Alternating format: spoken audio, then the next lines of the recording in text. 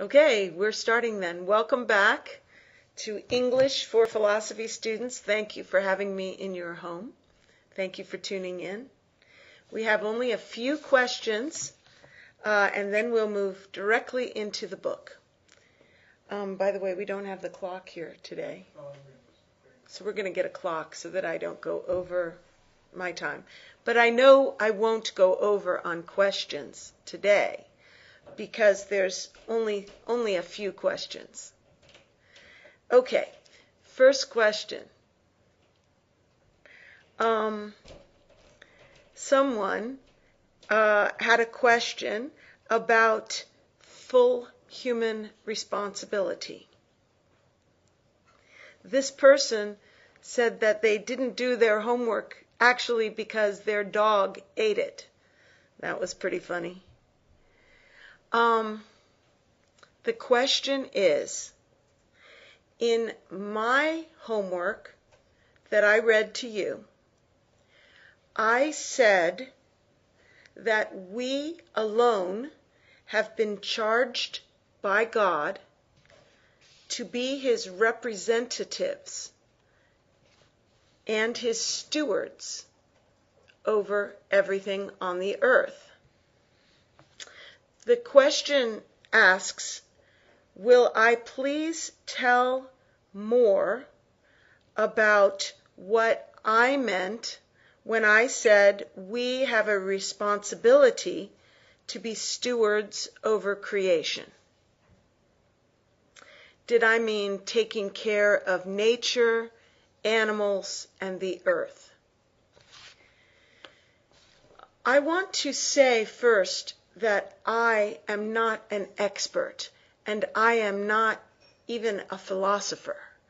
I never claimed to be smart and intelligent about philosophy, particularly.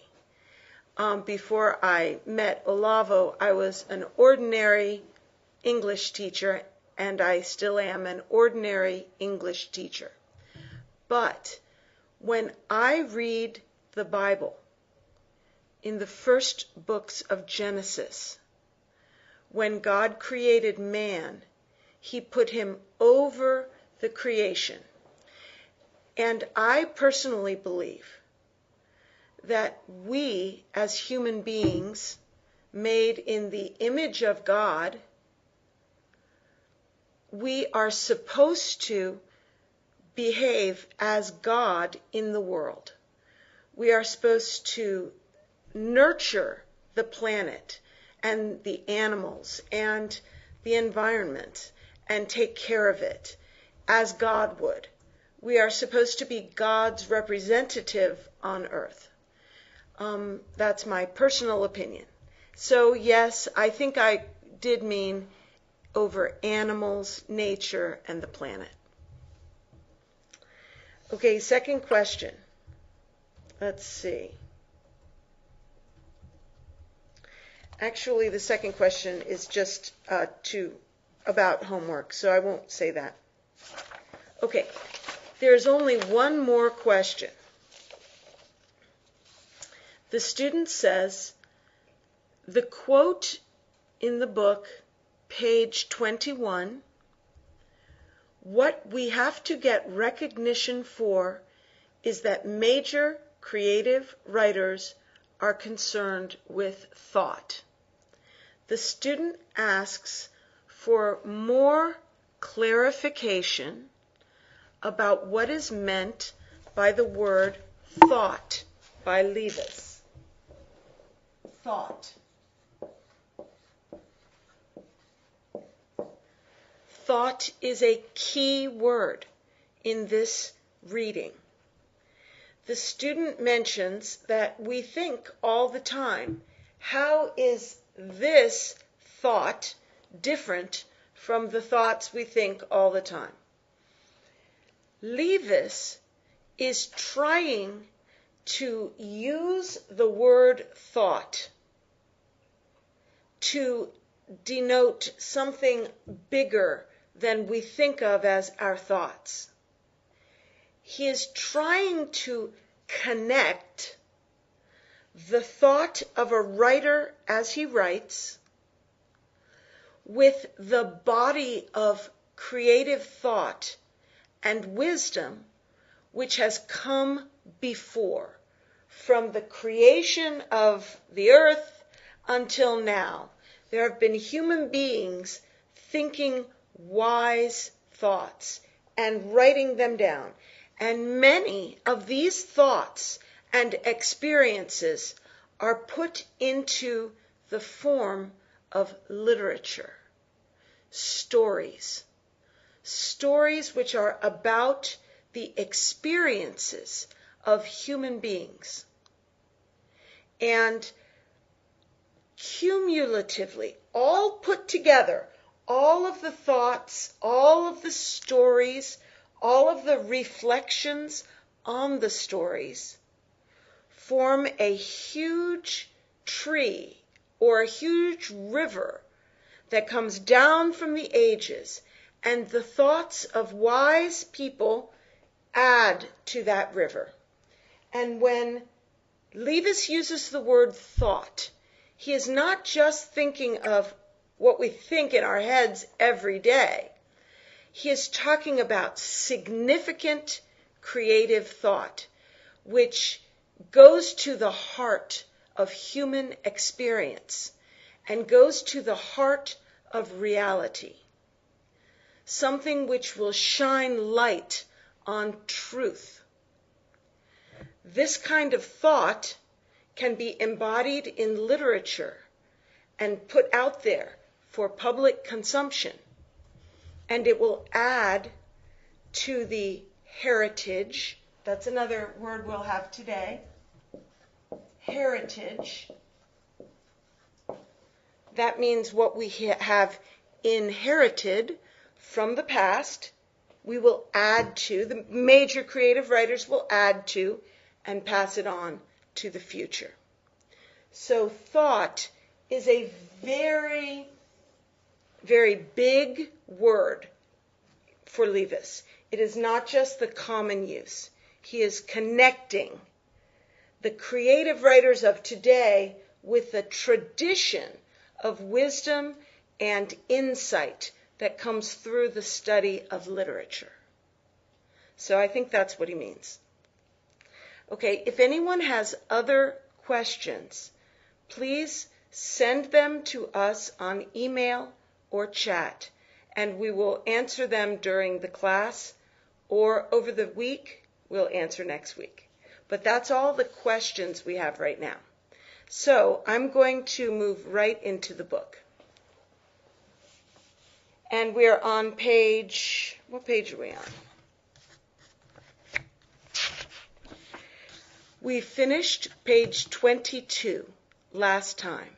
So we will do a little review and then move into page 23.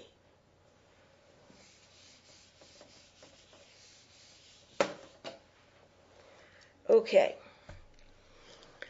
Last week, on page 22, Levis was explaining why he never wrote the book Judgment and Analysis.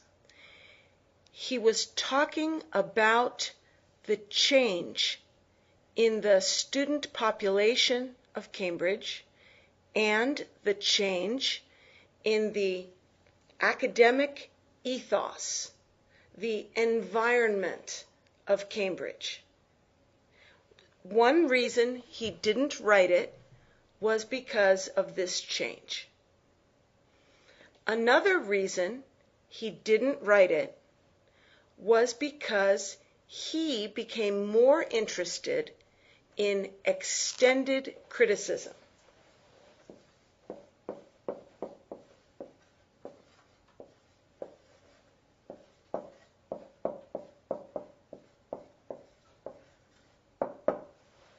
Now, if you remember, last week we talked about the difference between extended criticism and practical criticism.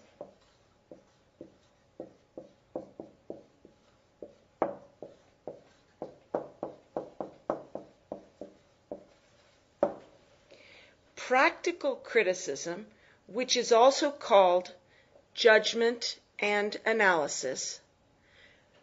Practical criticism is for everybody. It's for amateurs.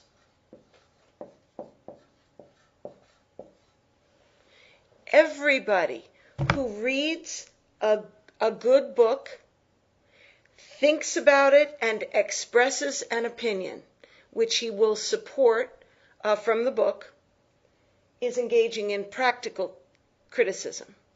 But extended criticism is more for experts.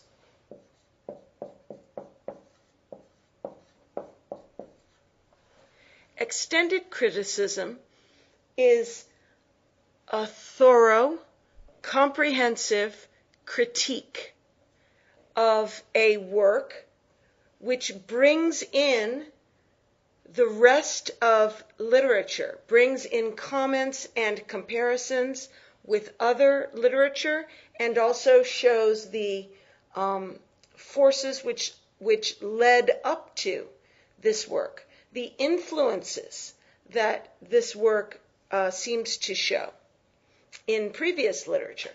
So extended criticism requires a different kind of person, a person who has studied English more. And by English, I don't mean ESL, English as a second language. I mean the literary aspect of English. An American who majors in English is not learning how to speak. They are studying literature. Okay, so when I say requiring a knowledge of English, I'm not talking about the language. I'm talking about the literature. Okay, so Levis decided not to write the book because of the change at Cambridge and because he himself became more interested in extended criticism, and also because he apparently he lost some interest in writing this. He was very busy and working with students in college supervision. So the last paragraph we studied last week had to do with his job, Levis's job as a supervisor in the English program. Okay, so now we will begin at the top of page 23. I will read the full paragraph, then we will go sentence by sentence. Okay, top of 23.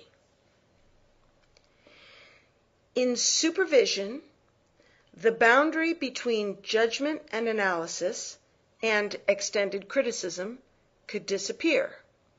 It became obviously a working convention. One might work through, say, Measure for Measure or Antony and Cleopatra, and if one couldn't in the same way work through Little Dorrit or Women in Love, one could, in the discussion of a given great novel that one had the best of reasons for knowing well, foster understanding of the way in which tentative observations and local close criticism develop into a precise critical argument and the careful comprehensiveness of a written critique. Practical criticism is criticism in practice. The significance of that insistence had frequent and varied demonstration. Okay, let us start at the beginning. In supervision, the boundary between judgment and analysis and extended criticism could disappear. First off, in supervision, he means when he is working with students and the students are studying literature and producing criticism, either elementary students, maybe undergraduates, freshmen and sophomores, or more advanced graduate students, or doctoral candidates. All of these students he was supervising, and he was grading their papers, giving them input, discussing works with them. As he supervised his range of students, the boundary between judgment and analysis and extended criticism disappeared. What is a boundary? If I own some land and my neighbor owns some land, we will put up a fence, and that fence will show the boundary between my land and his land. So a boundary is a fence or a division. And I wish I had written this further over. What he's saying is,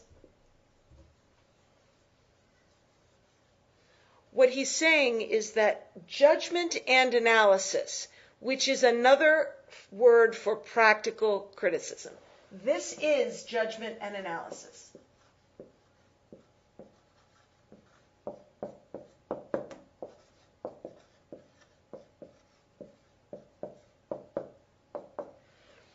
Judgment and analysis and extended criticism exist on a continuum. They are very similar. They are differing in depth. They are not differing in kind. So here we have a person reading Great Expectations by Charles Dickens, which is a book which is assigned in the high school. So 16-year-old readers read Great Expectations, age 16. At age 16, you have Great Expectations, a reader, and he writes a paper. Then, here, maybe you have a freshman in college reading Romeo and Juliet and producing a paper. Here, maybe you have a senior in college or a graduate student reading something more difficult, some more difficult piece, and producing a more extended paper. And then you keep going. Eventually you have a level of scholarship which is truly expert. At that point, we are here at extended criticism. But the question is, when did it stop being judgment and analysis and become extended criticism? Where is the boundary? Is it here? Or is it here? Okay, or is it here? In supervision, as Levis supervised all of these students, the boundary disappeared. No boundary. It became more clear that judgment and analysis is very similar to extended criticism. There is no clear boundary. And any boundary they set up became only a working convention. Working convention. Here we have the word working used as an adjective to modify the word convention. Now, a convention is a construct. It's like an idea that you set up and we all agree. So we all agree that the boundary will be here. That would be our convention. We all agree, it is conventionally agreed that this is the boundary. A working convention means a convention which can be changed as we work together. As we work, maybe we will need to move it over here, move the boundary.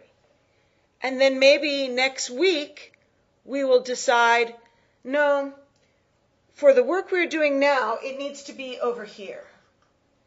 So a working convention is an agreement which is understood to be changeable.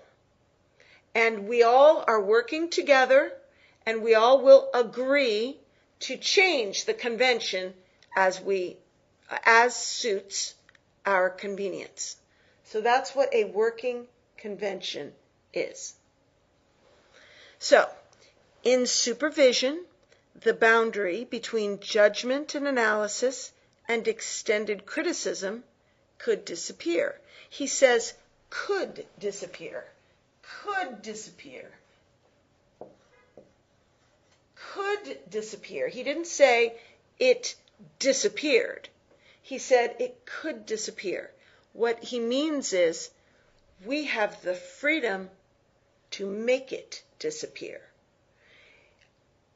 In real life, in the world, we cannot allow the boundary between judgment and analysis and extended criticism to disappear, because this is the work of amateurs and this is the work of experts, and there must be a boundary. But in supervision, Levis had the freedom to get rid of the boundary and to encourage all students to aspire to a greater and greater level, so that the students could almost achieve to the level of the expert. So Levis felt the freedom to allow the boundary to disappear. So that is the meaning of this sentence. In supervision, the boundary between judgment and analysis and extended criticism could disappear. It became obviously a working convention. Obviously means it came to light. It showed itself as a working convention. In other words, in supervision, it became clear that any boundary here is really just a working convention. Really, there is no boundary. Really, a student can move in. It's all on one continuum. But in supervision, the fact that the boundary disappeared made it clear that it was a working convention from the start. Never more. This thing, this wall, was never more than a working convention from the start. Okay? So, there's a lot in that one sentence. Okay. In supervision, the boundary between judgment and analysis and extended criticism could disappear. It became, obviously, a working convention. One might work through, say, Measure for Measure, or Anthony and Cleopatra, and if one couldn't, in the same way, work through Little Dorrit or Women in Love, one could, in the discussion of a given great novel that one had the best of reasons for knowing well, foster understanding of the way in which tentative observation and local close criticism develop into a precise, critical argument and the careful comprehensiveness of a written critique. That's a very long sentence. Sorry, I wouldn't have read it all if I knew how long it was. Let me erase the board.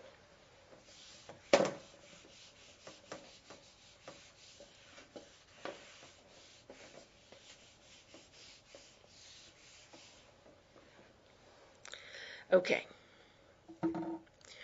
One might work through, say, Measure for Measure or Antony and Cleopatra.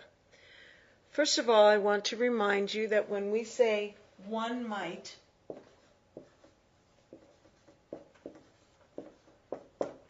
it means a person. That is how we say the impersonal. Anybody might do this. That's how we say it in formal English.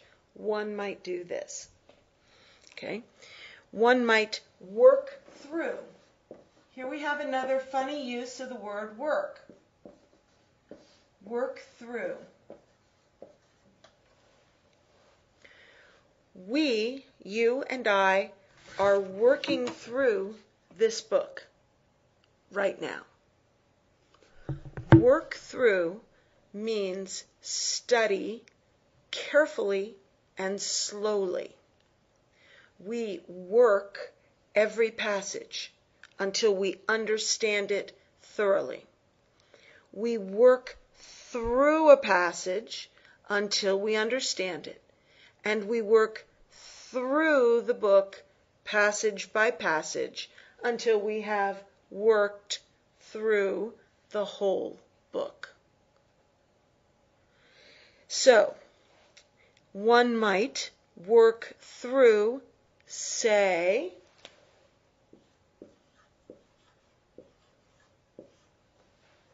this is not usually written. Usually we don't write something like this in a book. This is something which is verbal only. When we are speaking, we might say, I want to work through, say, Antony and Cleopatra. The say is a way of thinking for a few minutes. It's like saying, Antony and Cleopatra. In written English, it could be written, for example. One might work through, comma, for example, Antony and Cleopatra. So in this context, say means, for example. But if you were verbalizing, we often use this. This is very common in speech, but not in writing. Okay? One might work through, say, Measure for Measure, or Antony and Cleopatra. Hold on.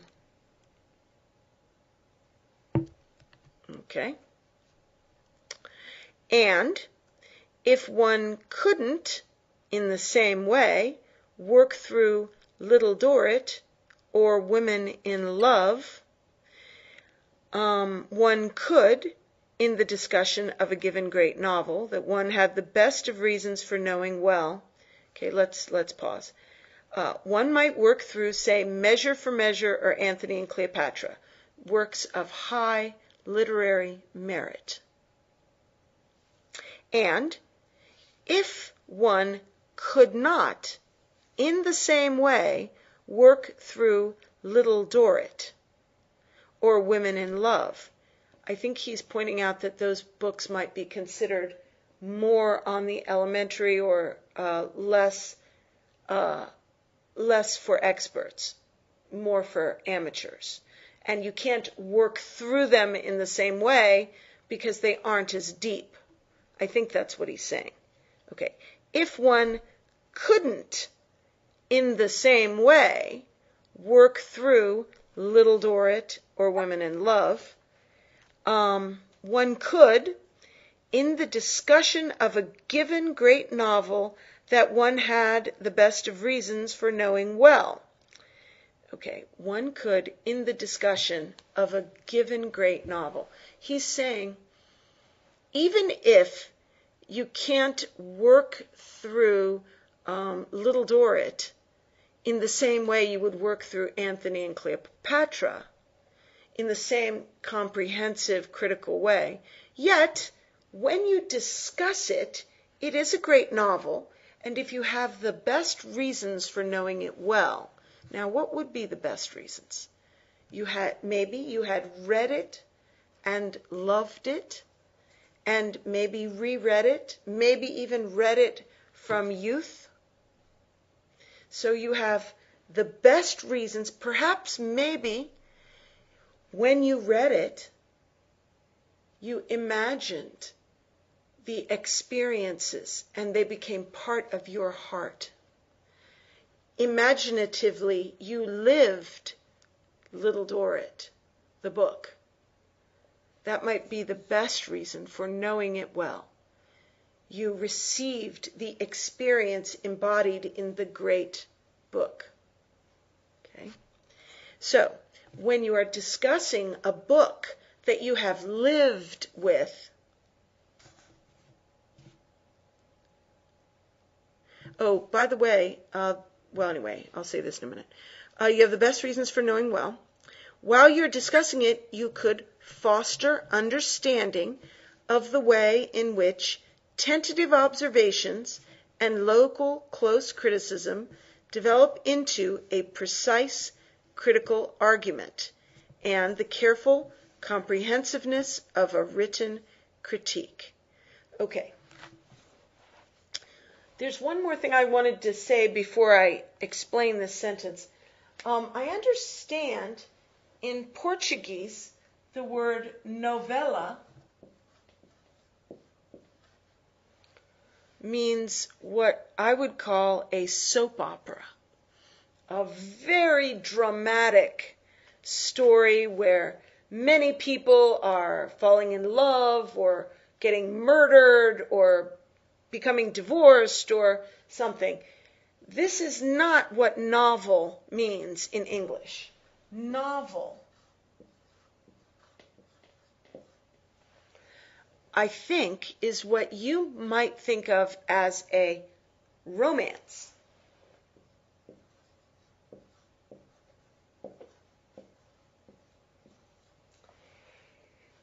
In English, a romance means a book about love. But in English, novel simply means a book of fiction. Fiction.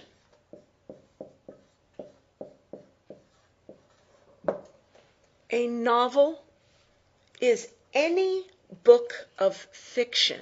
That means a book which is a story. It is not about science or math or how to build a bridge. It is a story, fiction. Any book of fiction is called a novel. In English, your novella is more what we call a romance. We have romance novels that are full of love. But I want to make sure you know that when Levis speaks of a great novel, he doesn't mean something that is about love. He means a great work of fiction. Okay? So, let me erase, and then I'm going to show you what this sentence means.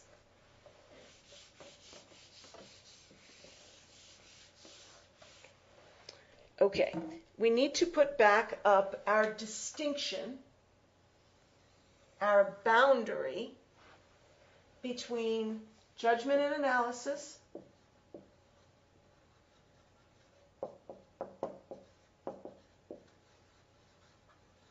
and extended criticism.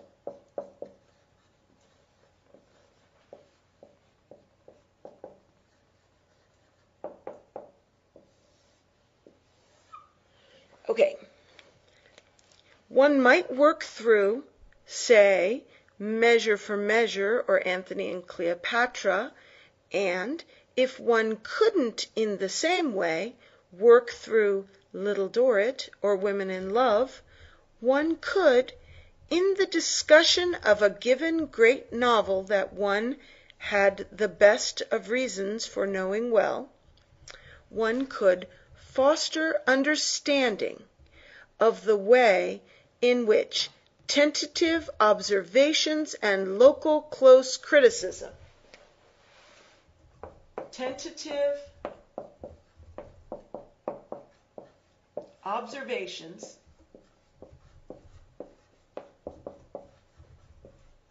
and local close what? Criticisms? Yeah. Local close criticism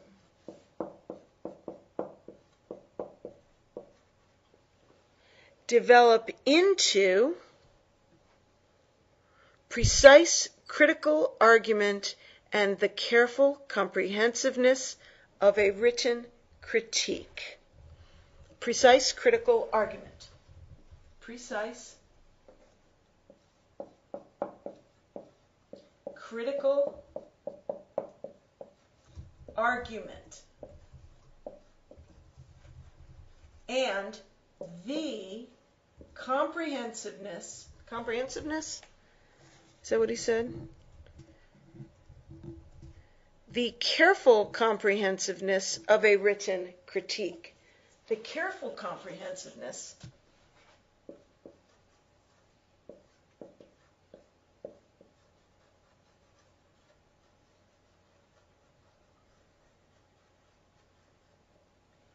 of a written critique.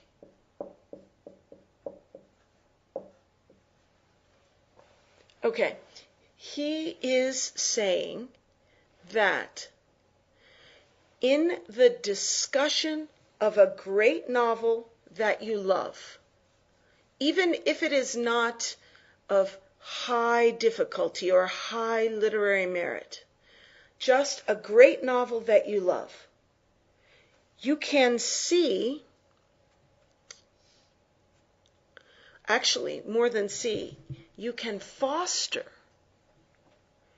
understanding of the way in which tentative observations, the way in which amateur criticism develops into expert criticism. Margarita, can you bring the board just a little bit to your right? Yes. So Levis was trying to develop students from the level at which they could read and love a great book and still only be able to make tentative observations because they are humble and they know that they do not know too much. So they make tentative observations. They engage in local close criticism. Local means near your home.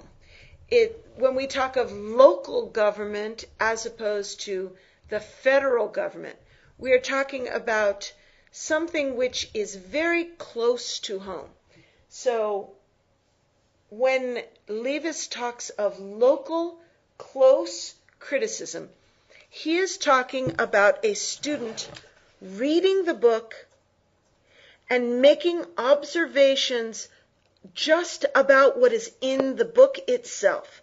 They are not going to take an observation far afield and say, this came from something that was read, the author must have read it in Plato. Or the author is forming a contrast between the characters in Romeo and Juliet. That would not be local and close. By local and close, he means only dealing with what is in the text itself. That's local, that's close criticism. That is what the amateurs do in judgment and analysis. That's what undergraduates do, or later high school students, early students. But this process can easily develop into precise critical argument. There's a big difference between tentative observation, sort of general, sort of not real, not precise, just general because you're not real sure of yourself. And then moving all the way over to making clear, precise statements because you know what you are talking about. So precise critical argument is much different than observation. No one can argue with an observation. There it is. An observation just points to something in the text and comments on it. However, an argument must make a case. You would have to say the character in Little Dorrit is a shadow of the character in Romeo and Juliet, and then make an argument bringing forth proof. Okay, so an argument requires support and proof, whereas an observation, anybody can make an observation. If you know nothing, you can make an observation. So, however, a tentative observation can grow into a precise critical argument with practice and with education. And also, the tentative observations and the local close criticism, local close, can develop into the careful comprehensiveness. Now, I don't think he uses any words redundantly. They mean something different. Each word has meaning by itself. Careful means painstaking, cautious, make sure it's right. Okay? Comprehensiveness means you have covered all the bases. You have not left anything out. Comprehensiveness means this is not about only one small bit of it, but it is a treatise that deals with the work as a whole, comprehensively. The careful comprehensiveness of a written critique. Now, this was not written. This was in a discussion, remember?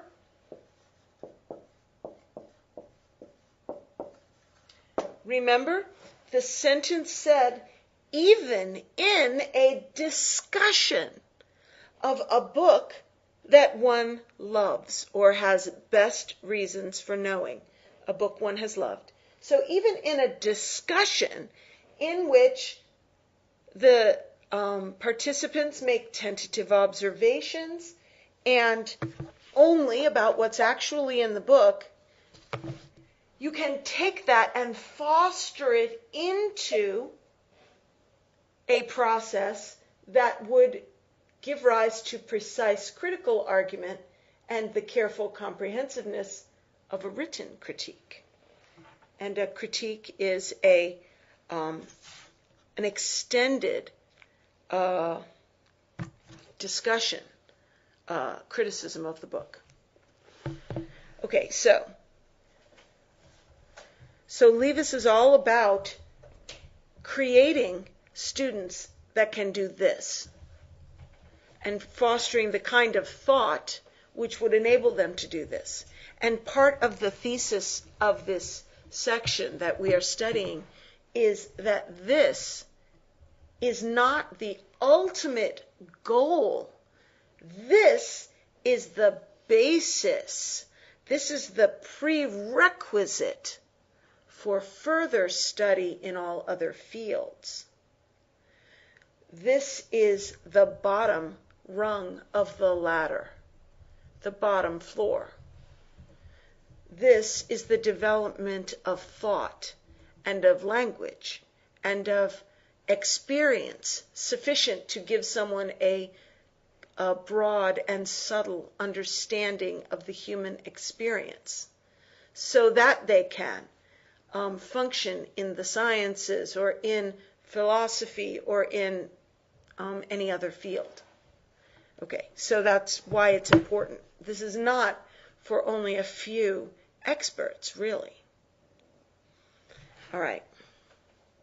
I think maybe this is why Olavo wants you to read this book, so that you will gain a desire to become people who can engage in extended criticism of great works. You begin here with a book club, talking about books that you love, and then you move on to here. It's very exciting, actually. Okay, back to Levis. Last sentence. Practical criticism is criticism in practice. The significance of that insistence had frequent and varied demonstration in the classes that he was supervising. He was saying that the students were practicing criticism, and they were engaging in practical criticism in his classes. Next paragraph. I will read the whole paragraph again for flow. The Cambridge that made such attempts to preserve and develop the heritage possible, two verbs for the one process, but neither is redundant, has vanished into the past, into oblivion, so far as the English school is concerned. How little this account exaggerates was apparent in a document officially circulated not long ago. In it, a prominent member of the faculty, he has since risen to a professorial chair, proposed the elimination of practical criticism from among the papers set for the English Tripos. It is the reasons he gave that, in their naive explicitness, impress me as particularly significant. Peculiarly significant. He insisted that the paper, together with the concern for the kind of work it was designed to promote, was out of date, a now pointless inheritance from the past, so much had things changed. One very relevant aspect of the change he was not explicit about: student participation. The student politicians active in zeal for this are a small minority of the whole student body, but have democratic allies in the senior world who know that the concern to enforce serious academic standards is looked on politically as repugnant to democracy. But the significance immediately in point resides, the don in question being a leading intellectual of Cambridge English, in his notion of that past which he judged to be irrelevant, and his account of the change that had robbed practical criticism of its raison d'etre. I don't know how to say that. The reason for being. Its reason for being. Okay, start at the top. The Cambridge that made such attempts to preserve and develop the heritage possible. I think we need to rewrite the sentence to understand the structure.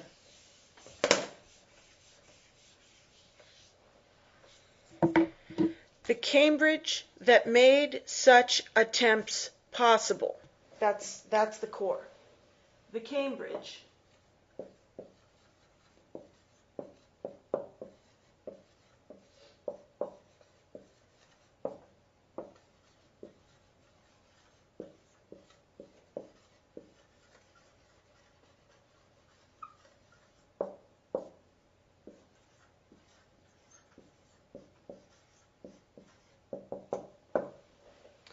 First, I want to talk about why he used the article the. Usually we refer to Cambridge without an article. If I say, I am going to Cambridge, Cambridge is beautiful at this time of year. I love Cambridge. We never use the. So why did he use the for Cambridge? It is because he is not speaking of Cambridge in general. He is speaking of the particular aspect of Cambridge. Okay? The particular portion of Cambridge which made such attempts possible. Okay. Such attempts. Such means attempts like this. This kind of attempt. And what kind of attempt? The kind of attempt, let's see, what attempt was it? Attempt to preserve and develop the heritage. Okay, so the attempt is the attempt to preserve and develop. Okay, so the aspect of Cambridge that made attempts to preserve and develop the literary heritage possible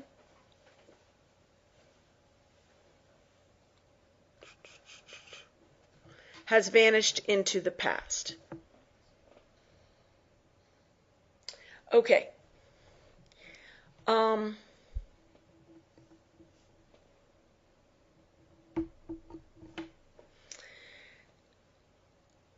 The portion of Cambridge, the small community that had to do with English literature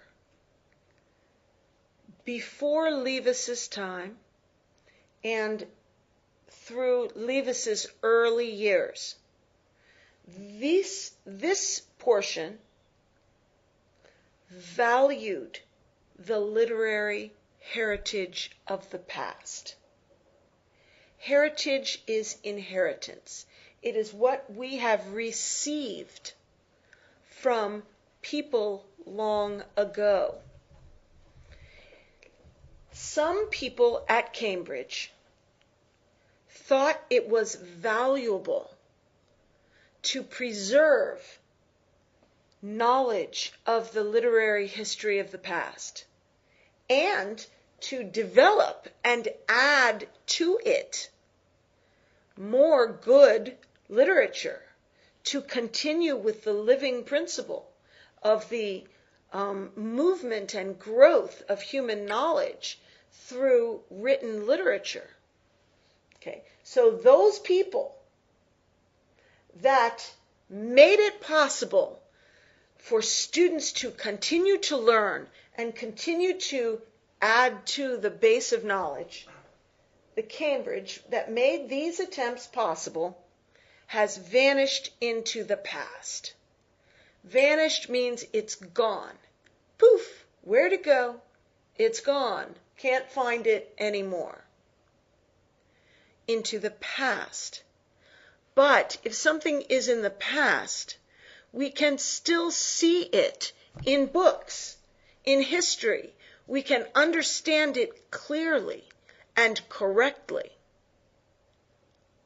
But not if it has disappeared into oblivion.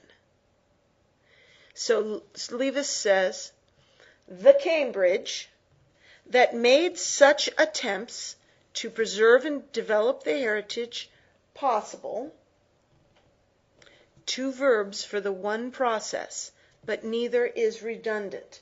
Two verbs for one process. The process is the development of the living principle.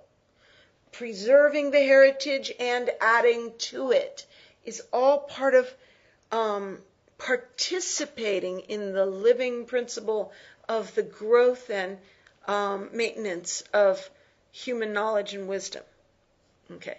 Anyway, two verbs for the same process, neither redundant. This Cambridge has vanished into the past, into oblivion, so far as the English school is concerned. So far as the English school is concerned, it's gone to oblivion. Oblivion is in the clouds. We can't see it. We can't see it clearly at all. It's gone, and we can't really grab onto it at all. So, as far as the English school is concerned, that construction means in the minds of the English professors, they cannot see it anymore. For them, it is in oblivion.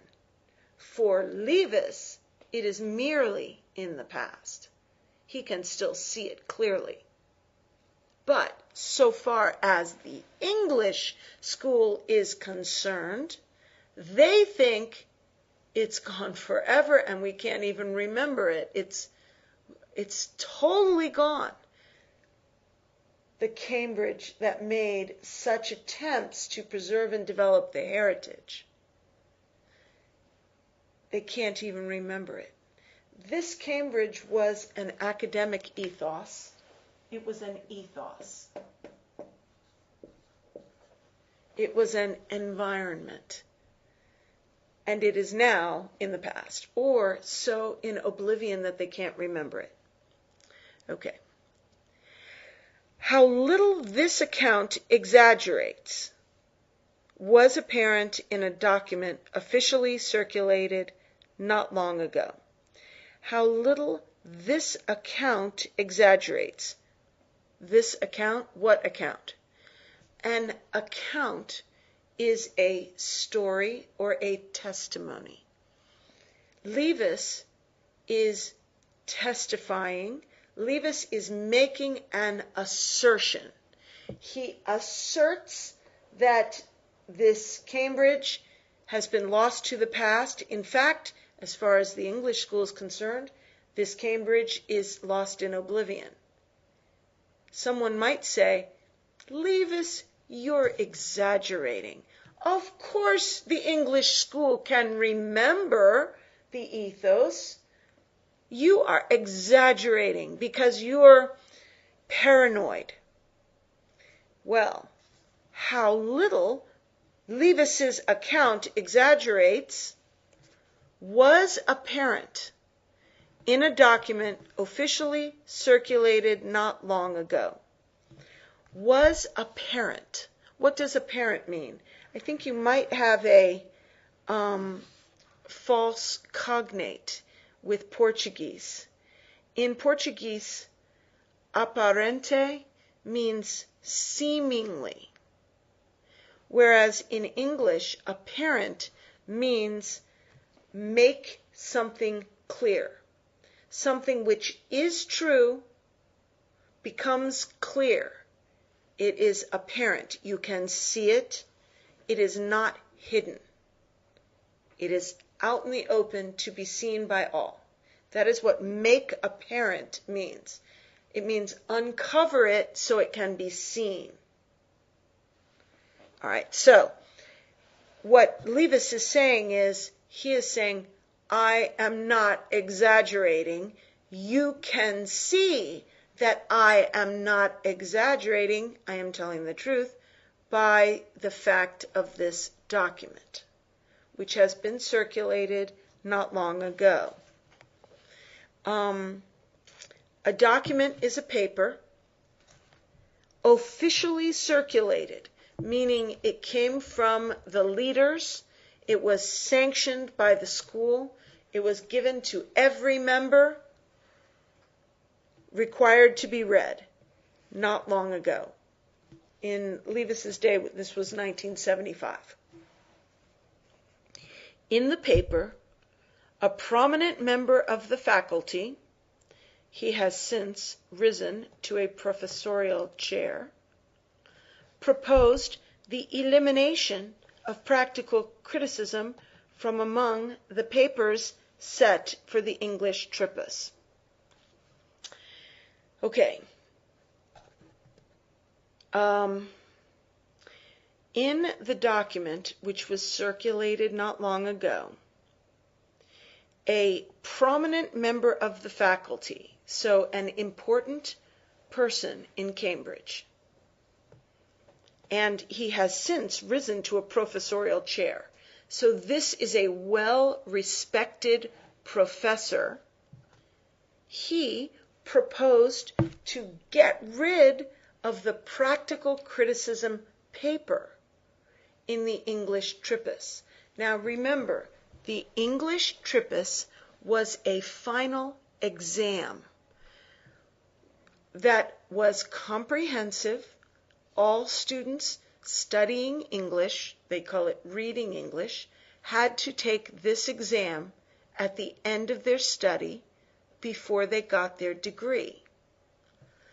To prove that you are proficient and able to write a paper of practical criticism is an easy thing. It is like requiring a high school graduate to prove that he can read or to prove that he can write a paragraph. Practical criticism is not difficult, and it is a foundational skill for students of English literature. And this guy, this prominent faculty member, proposed that they get rid of the test. That's like getting rid of a test of reading. Reading is not necessary for graduation from high school. Okay, so now students would not be required to show themselves competent at criticism. Not only that, but the reason the guy gave, I'm reading now, it is the reason he gave that, the reasons he gave that in their naive explicitness impress me as peculiarly significant. Now, significant. What are we trying to prove here? Remember, he is trying to prove that the Cambridge, which preserved and developed the literary heritage, is now gone. It's gone into oblivion as far as the English school is concerned. That is what he is trying to prove. So, the fact that this guy gave certain reasons for eliminating the paper on practical criticism is significant. It will show that the Cambridge really is gone forever. Margarita? Yes. Can you explain what naive means? Yes. The question is, what does the word naive mean? We have a colloquial word that you might know. It means clueless. Clueless. Naive means not knowing anything and thinking you know everything. It's a certain brand of ignorance that is very silly and makes you want to shake your head. Okay, so the reasons he gave that in their naive explicitness impress me as particularly significant. His reasons for getting rid of the paper were clueless, but they were explicit. Usually, if you know nothing, you will not make specific claims because they are too easy to disprove. This guy made explicit claims that were clueless, totally wrong, not knowing anything. We will see what these things he said were right here. Okay. He insisted that the paper, together with the concern for the kind of work it was designed to promote, was out of date, a now pointless inheritance from the past. So much had things changed. Okay, so one of his reasons that he stated very strongly, when it says he insisted, that means he overcame objections. Some people argued against him, and he overcame them.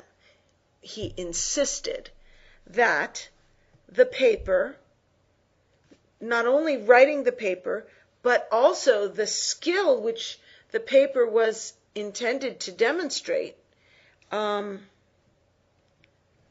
and even the work that this was intended to promote, the long-term goal of producing students who can engage in the extended criticism of an expert, the whole package was out of date. Out of date means stale. It's no longer relevant. Irrelevant. He insisted that this paper was a now pointless inheritance from the past. If it is pointless, it means there is no reason to do it. If it is now pointless, now is an adjective speaking of pointless, it means it's pointless now, although it had a point in the past. So it has become pointless. It has no reason. Okay? So it is a now pointless inheritance from the past. So he is saying that for students to be able to criticize a literary work, and even for us to want them to be able to criticize in an extended way, is only from the past. It's not relevant today at all. Because things had changed so much. This is what the guy said. One very relevant aspect of the change he was not explicit about. In other words, the guy didn't make reference to this, but Levis believes it is true. Student participation. Now, I believe Levis is using the term student participation to mean something specific.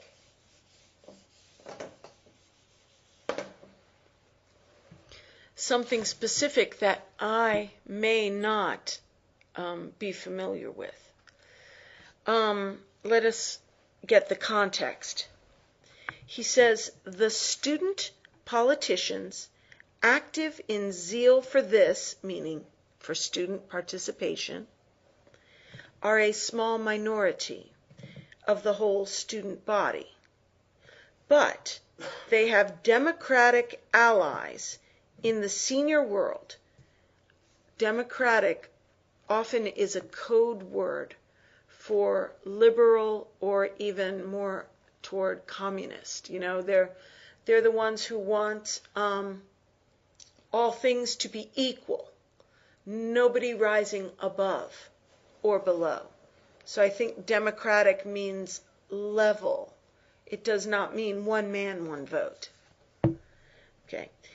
Democratic allies in the senior world who know that the concern to enforce serious academic standards is looked on politically as repugnant to democracy. In the United States, there is an idea in education that if a student is allowed to rise too high, the other students will feel bad. And it's not fair to make the other students feel bad.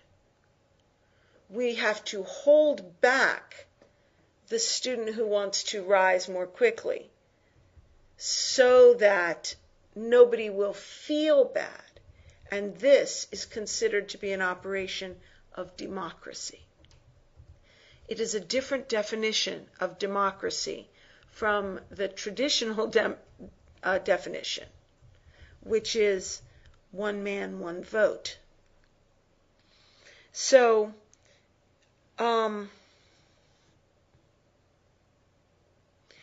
also, we have the idea in the United States that education is a right of all children, regardless of their ability to learn or of their desire to learn.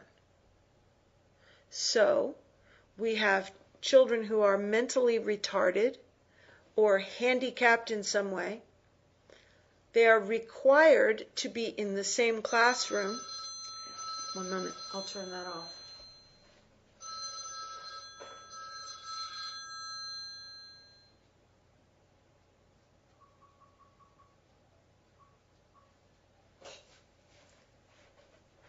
Okay, I'm back. The public school is required to mainstream the children who cannot learn and keep them in the same classroom with the rest of the students, which makes it very difficult to teach the rest of the students. Not only that, those students which are unwilling to learn, the students who are behavior problems, who want to play and will not work, also must stay in the classroom by law until they are of a certain age. So this idea that education is the right of everybody leads to the conclusion that nobody gets an education, because those who are diligent and intelligent and want to learn can't learn in the same environment as those who are refusing to learn or incapable. And I think this is what he's talking about here. This idea of student participation. I think maybe what he is saying is the idea that all students must be able to do everything that one student can do. We cannot require the English students to learn about extended criticism unless the science students, the math students, the physical education students, the sociology students, all students must be able to have the same benefit as those who are interested in studying English. All students must participate in everything. We have this idea also in the United States.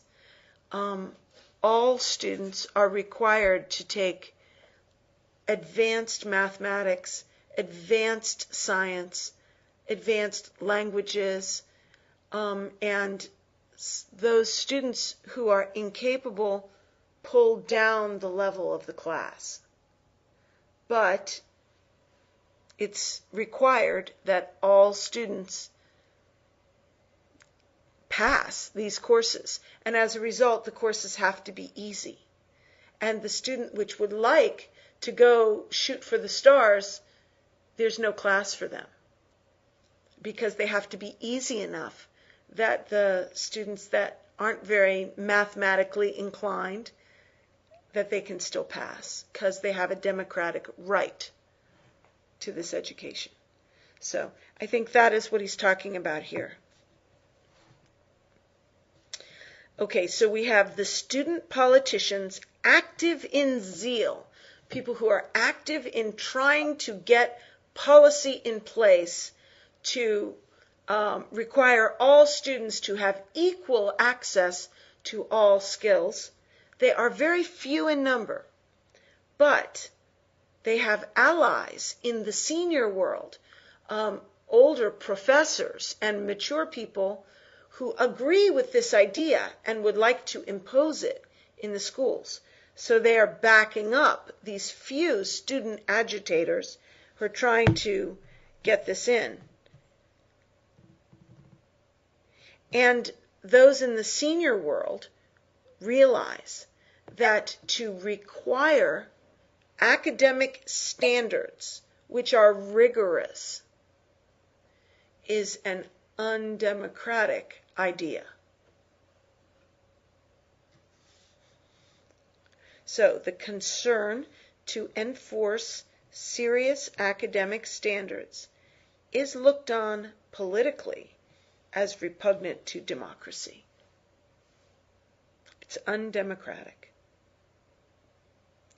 Okay, so all of this was something that Levis felt was relevant, but it wasn't explicit in the paper.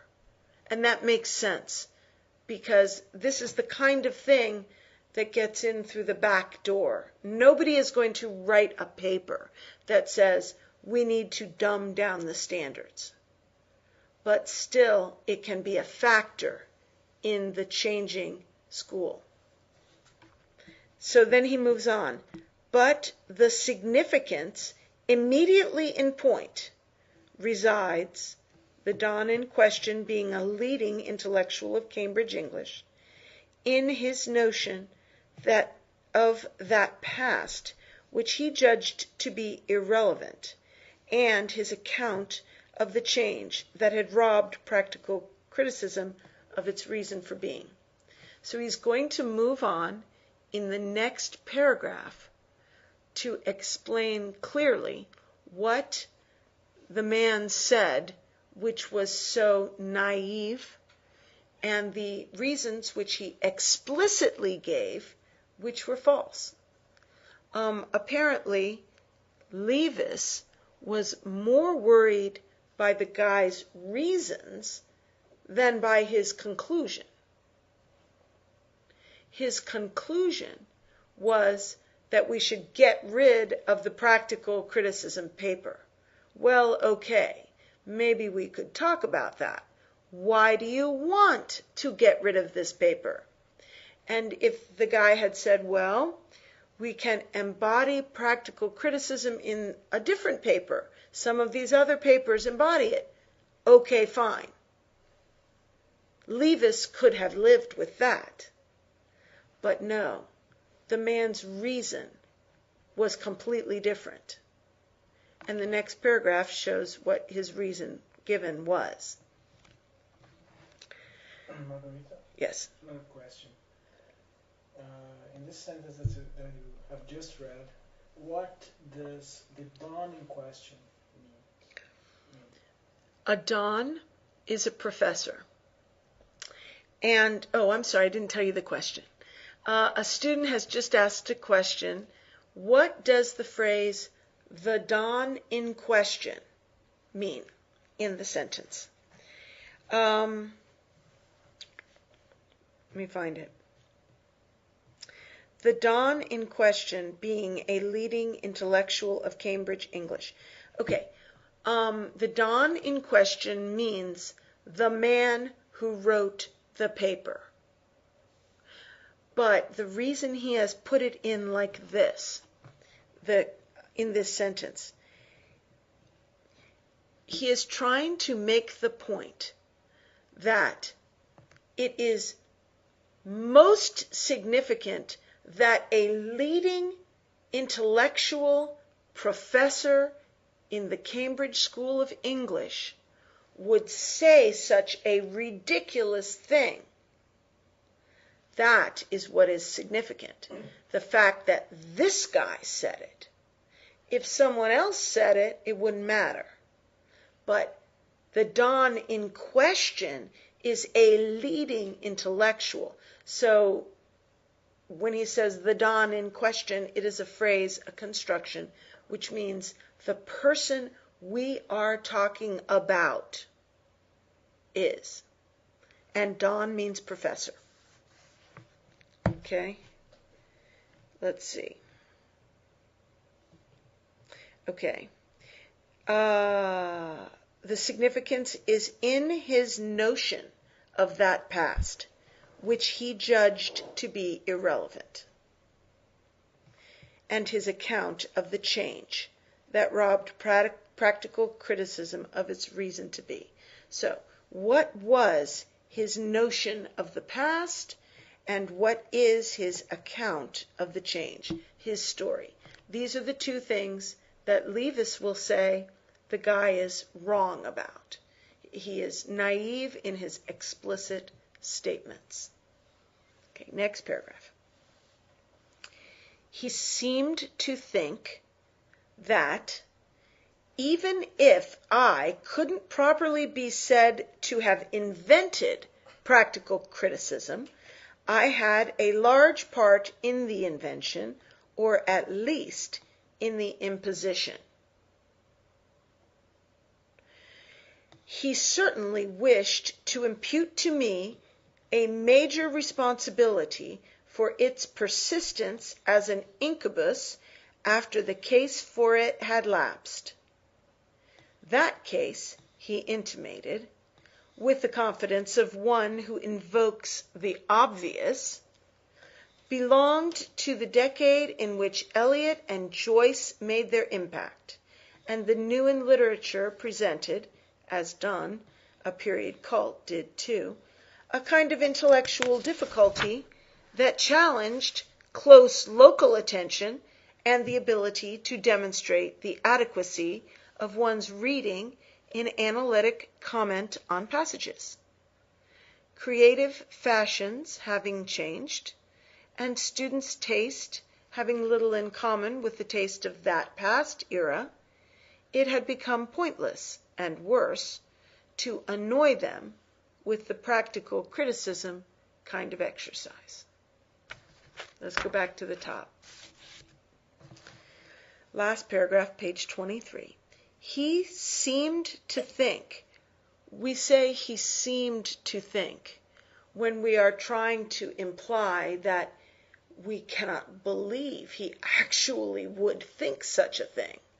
He seemed to think is a way of almost exaggerating how crazy it is to think such a thing. You seem to think that blah, blah, blah.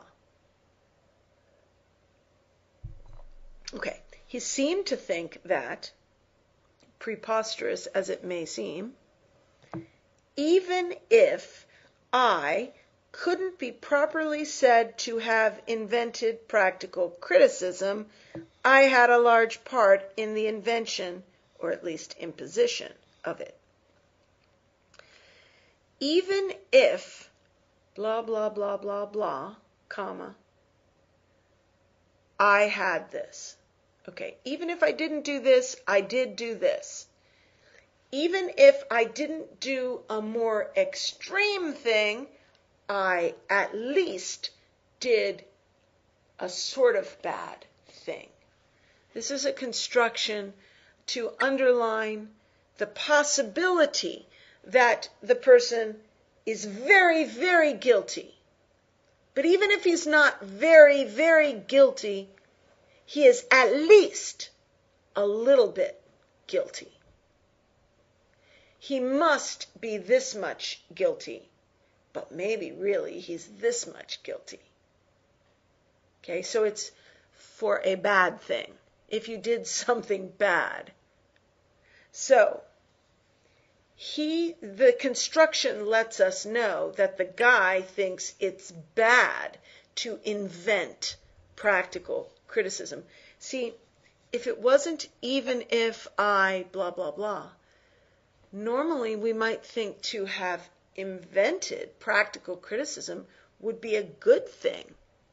So if he said he seemed to think I had invented practical criticism, that would be like, wow, he thinks highly of me. He is impressed. He respects me. Wow, that's great. He's wrong, but I'm glad he thinks that. But the even if I didn't do it, I at least did blah, blah, shows us that the guy considers inventing practical criticism to be a bad thing that Levis is guilty of. So, he seemed to think that even if I couldn't be properly said to have invented practical criticism, at least I had had a large part in the invention, or at least in the imposition. Imposition has a negative connotation. If you impose something, it's like they don't want it. You are imposing it on them. So if I have imposed practical criticism, I am oppressing the students and putting on them something that is bad and heavy and difficult and pointless and useless. So the word imposition also shows that the guy doesn't like practical criticism, and he blames Levis for inventing it and for keeping it going, imposing it on the student body and even on the faculty. Okay. He certainly wished to impute to me a major responsibility, read guilt, for its persistence as an incubus after the case for it had lapsed. Okay, so he certainly wished to impute to me a major responsibility. He is definitely saying that the guy is blaming me for this, for sure, no question. Apparently the guy didn't use Levis's name because all of this discussion, he's bolstering the idea that the guy blamed him for creating it and also for continuing it as an incubus. An incubus is a carryover from the past which is awkward in the present and unwelcome. So it's an incubus after the case for it had lapsed. Case for it. What does that mean? If I want to build a house, I might have to make a case before the bankers that I can afford it and that I have a good reason. I might have to make a case to my husband that we need another house. Make a case is to make an argument. So, the case for practical criticism is the reason that we need practical criticism. He is saying there was a case for practical criticism in the past, maybe. Maybe there was a good reason for an exercise like that. But whatever the case for it in the past was, it does not exist today. Today we have no need of this exercise. Okay? So the case had lapsed means its time had run out and there's no more case. That's what lapsed means. If you have a lease and you are renting a house and the year ends, your lease has lapsed. It is finished. It's in the past. That case, that reason for being, that argument in favor of practical criticism,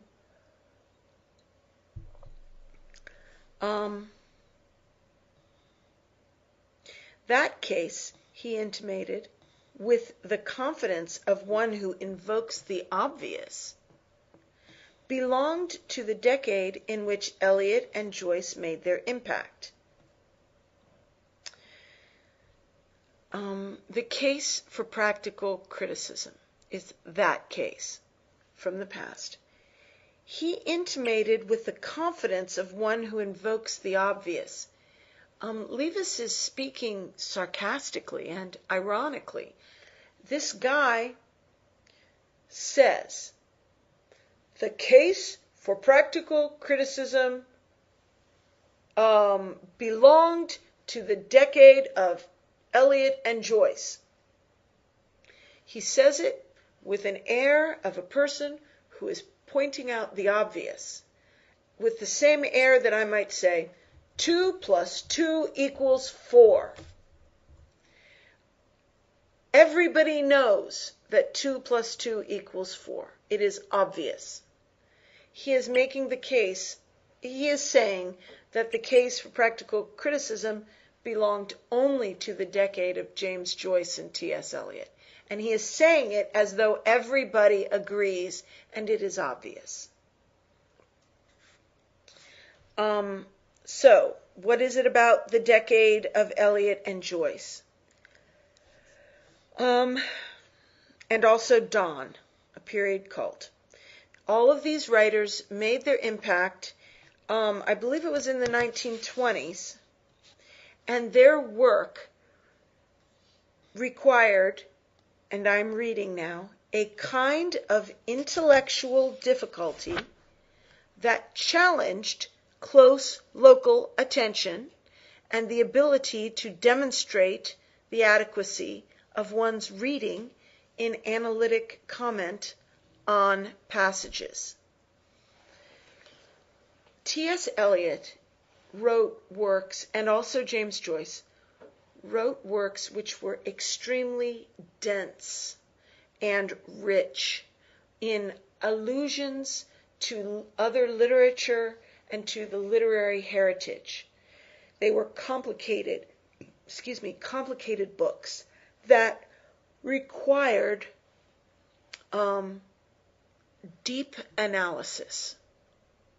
And they were challenging. They challenged, and look at the words, close local attention and the ability to demonstrate the adequacy of one's reading in analytical comments on the passages. That's a description of practical criticism. So he is saying that, sure, T.S. Eliot required the kind of knowledge which practical criticism fosters. James Joyce required the kind of intelligence and training that exercises in practical criticism would tend to foster. And that he is saying, yes, in that day and age, students liked that sort of thing, and they needed these tools to really get at the meat of those authors. However, moving on, creative fashions having changed, meaning the current writers aren't writing dense, rich literature, they're writing relatively shallow, easy, accessible literature. And students' taste having little in common with the taste of that past era. In other words, those students back then really liked James Joyce. They really liked T.S. Eliot. They really liked going deep into literature and bringing in the influences and the allusions to other works that are embodied in these works. That's what they like. But that's just their particular preference. That's not anything important. They were eccentric. They were strange. No other students would like that, and the students today don't like that. So why are we going to annoy the students today with exercises which are only appropriate for this kind of deep analysis? We don't need to do deep analysis today. The literature is easy and more accessible, and the students today like it that way. So let's get rid of it. Get rid of practical criticism. It's out of date. It's pointless. And worse, it's annoying or negative or destructive. So those are the reasons that Levis points out in their naive explicitness. They reveal the fact that the past, the Cambridge of the past, has gone into oblivion. These present people have no idea what it used to be like and what it has always been. They're clueless. This guy who wrote that, which, by the way, turns out to be completely false, but anyway, this guy who wrote that is a leading professor in Cambridge English, and this is what he's saying. And in the next paragraph, we see it's completely false. It's factually false. So let's move on to the next paragraph. Shall we take a break? Oh, time to take a break. So stay tuned. And if you have questions, send them in now. And I think we'll get on next. I guess we're going to get on next week to the reasons it's factually incorrect. Send us some questions if you like.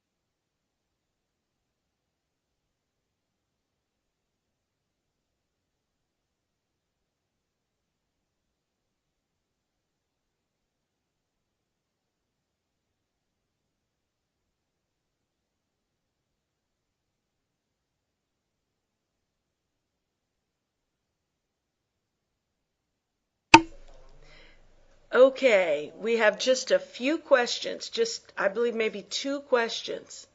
The first one came from a student who wasn't sure who wrote the paper we were speaking of. And so I want to make it clear that Levis wrote this book. I am reading from Levis. And some other person, a professor at Cambridge, wrote a paper that was passed out to all of the teachers at Cambridge. And in the paper it said, "Get rid of Levis. Get rid of practical criticism." They said the guy said it is not needed anymore. So some professor at Cambridge wrote a paper, and Levis is talking about it in his book. Okay. Another question asked about the meaning of the word incubus. And we looked it up in the online dictionary, and the definitions were not what I feel is the real meaning. But generally speaking, an incubus is a nightmare. It is a bad, upsetting thing. I don't have a very specific understanding of incubus, except that my mental picture is it is big and hulking and awkward and bad. That's how we use the word. You can look it up in a dictionary and get some of the other definitions that are more specific. Also, the meaning of the word to lapse. Lapse.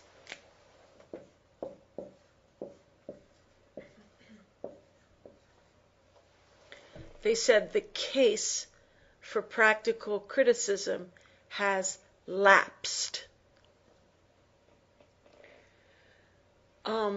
To lapse means to run out of time.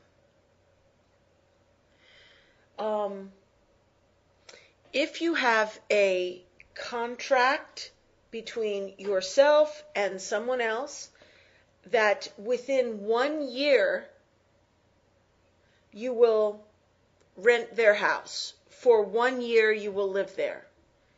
Your time goes for 1 year and then it ends and your contract lapses.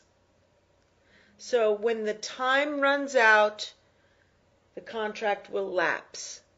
And he said the case. He said, we have practical criticism in our program long after the case for it had lapsed. So he is saying that the need for practical criticism was only temporary.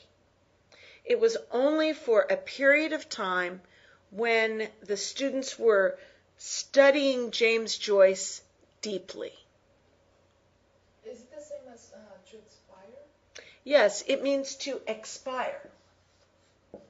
Although expire has other meanings as well. Expire can mean to die, but expire can also mean that the time has run out. So in that sense, it is a synonym for lapse. Okay, yes, question. There's a question here. Margarita, Levis wrote this book in 1976 in England. How is the situation of in American universities today? Are they getting worse? The question is, Levis wrote this book in 1976 in England.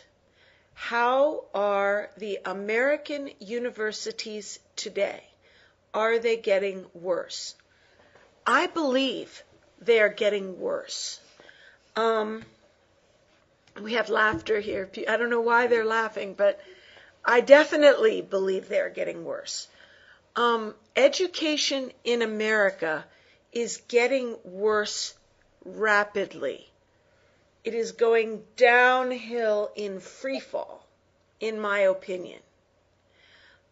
We have situations in our public school system that are so negative that students are graduating without basic skills.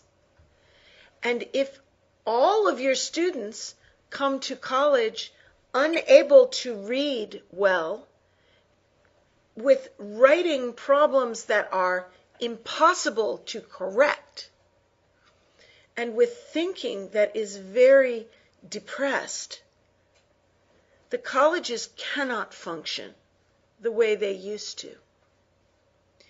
We had a test called the SAT. Do you all do the SAT? The SAT. The SAT, Student Achievement Test. This is a test that American students have to take actually it's Scholastic Aptitude Test. But anyway, it's a test that shows whether a student is ready for college. And this test has been administered continuously for many years.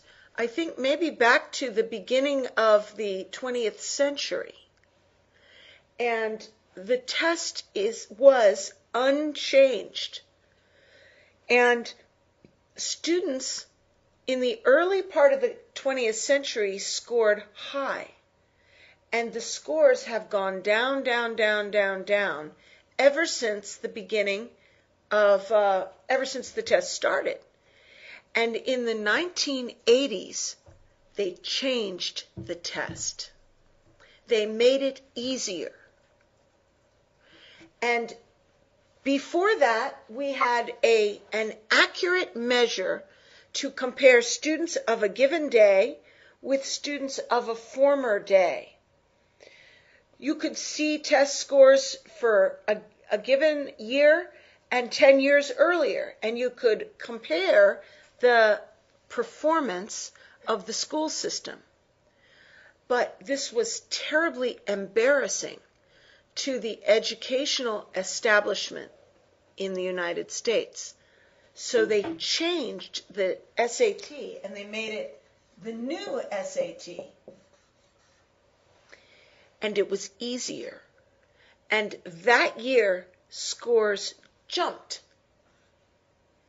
And the newspapers read, "Education improves for the first time in 50 years."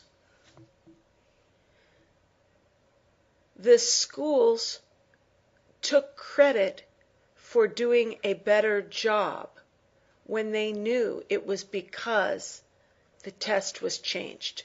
So this was false propaganda.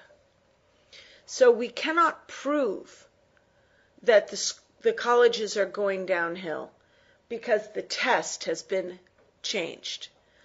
But I know, because I have taught in American universities, that the students coming in cannot read well and their writing is hopeless. It's terrible.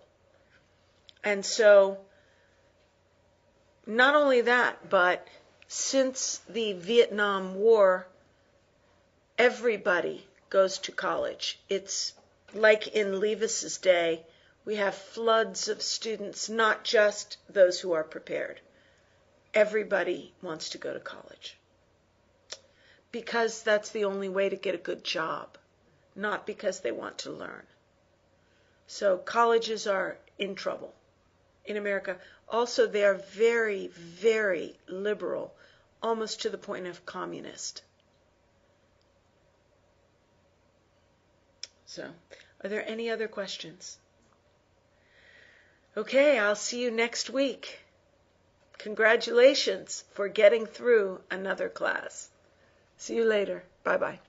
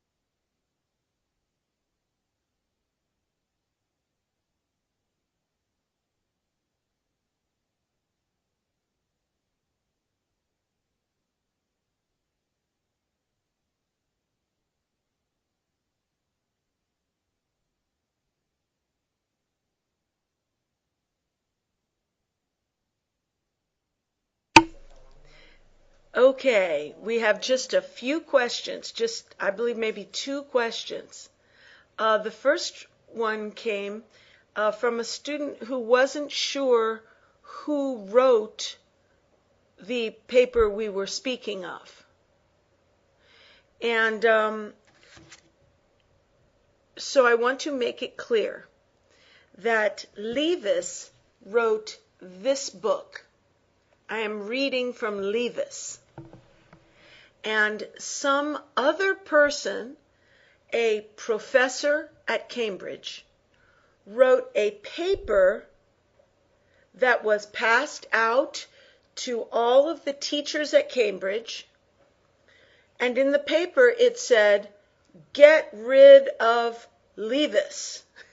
Get rid of practical criticism." The guy said it is not needed anymore.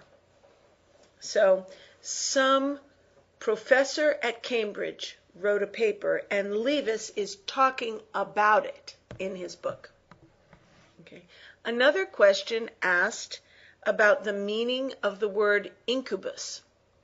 And we looked it up in the online dictionary, and the definitions were not what I feel is the real meaning.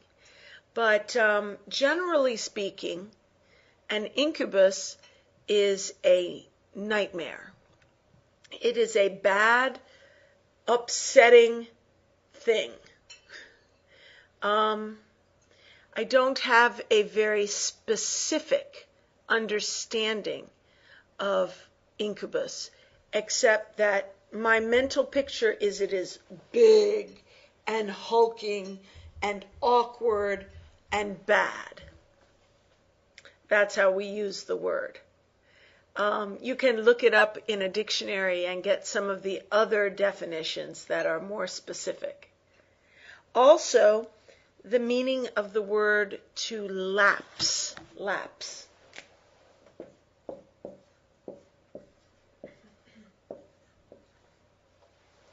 They said the case for practical criticism has lapsed. To lapse means to run out of time. if you have a contract between yourself and someone else that within 1 year you will rent their house, for 1 year you will live there. Your time goes for 1 year and then it ends and your contract lapses. So when the time runs out, the contract will lapse. And he said the case. He said, we have practical criticism in our program long after the case for it had lapsed. So he is saying that the need for practical criticism was only temporary. It was only for a period of time when the students were studying James Joyce deeply. Is it the same as to expire? Yes, it means to expire. Although expire has other meanings as well. Expire can mean to die, but expire can also mean that the time has run out. So in that sense, it is a synonym for lapse. Okay. Yes, question. There's a question here. Margarita, Levis wrote this book in 1976 in England. How is the situation of in American universities today? Are they getting worse? The question is, Levis wrote this book in 1976 in England. How are the American universities today? Are they getting worse? I believe they are getting worse. We have laughter here. I don't know why they're laughing, but I definitely believe they're getting worse. Education in America is getting worse rapidly. It is going downhill in free fall, in my opinion.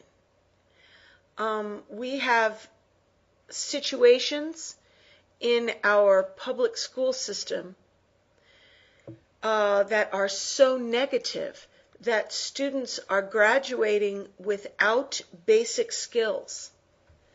And if all of your students come to college unable to read well, with writing problems that are impossible to correct, and with thinking that is very depressed, the colleges cannot function the way they used to.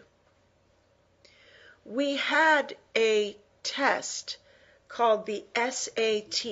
Do you all do the SAT? The SAT. The SAT, Student Achievement Test. This is a test that American students have to take actually it's Scholastic Aptitude Test. But anyway, it's a test that shows whether a student is ready for college. And this test has been administered continuously for many years. I think maybe back to the beginning of the 20th century. And the test was unchanged. And students in the early part of the 20th century scored high. And the scores have gone down, down, down, down, down ever since the beginning of, ever since the test started. And in the 1980s, they changed the test. They made it easier. And before that, we had an accurate measure to compare students of a given day with students of a former day. You could see test scores for a given year and 10 years earlier, and you could compare the performance of the school system. But this was terribly embarrassing to the educational establishment in the United States. So they changed the SAT and they made it the new SAT. And it was easier. And that year, scores jumped. And the newspapers read, "Education improves for the first time in 50 years." The schools took credit for doing a better job when they knew it was because the test was changed. So this was false propaganda. So we cannot prove that the colleges are going downhill because the test has been changed. But I know, because I have taught in American universities, that the students coming in cannot read well and their writing is hopeless. It's terrible.